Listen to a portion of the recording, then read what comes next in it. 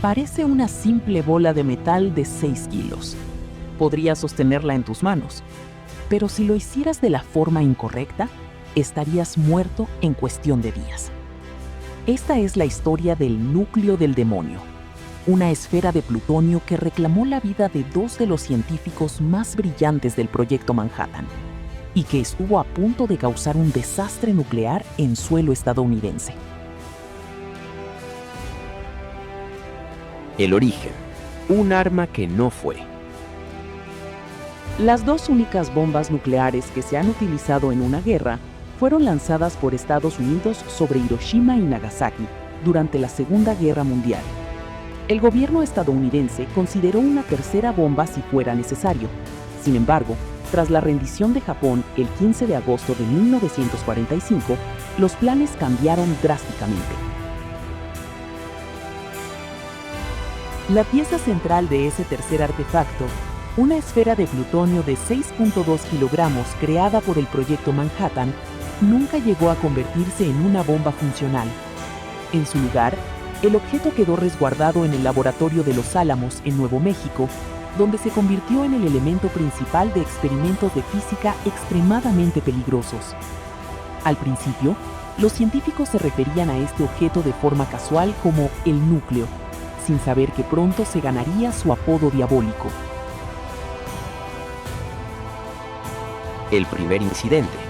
Harry Daghlian.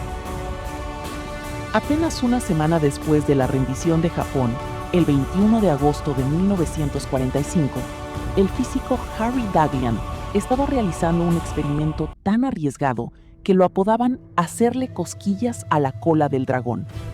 El objetivo era ver qué tan cerca podía estar el núcleo de volverse crítico, el punto donde comienza una reacción en cadena nuclear.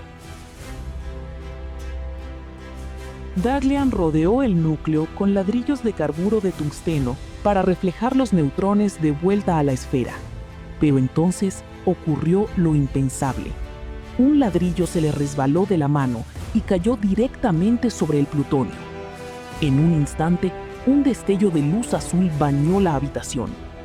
Daghlian entró en pánico y quitó el ladrillo con la mano, deteniendo la reacción. Pero ya era tarde. Había recibido una dosis letal de radiación. Murió 25 días después, entre dolores inimaginables. El segundo incidente. Louis Slotin. Uno pensaría que después de esto, las medidas de seguridad serían extremas. Pero 9 meses después, el 21 de mayo de 1946, Louis Slotin, un físico brillante pero algo temerario, repitió un experimento similar. Su técnica era casi artesanal. Usaba la punta de un destornillador de punta plana para mantener separadas 2 semiesferas de berilio que cubrían el núcleo. Si las esferas se cerraban por completo, el núcleo se volvía crítico. Ese día, el destornillador resbaló. Nuevamente, el destello azul.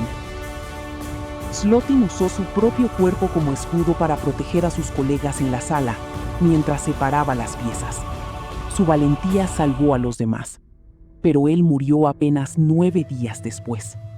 Fue en ese momento cuando el objeto dejó de ser el núcleo para convertirse oficialmente en el núcleo del demonio. El destino final. Después de 2 tragedias, los científicos decidieron que ya era suficiente.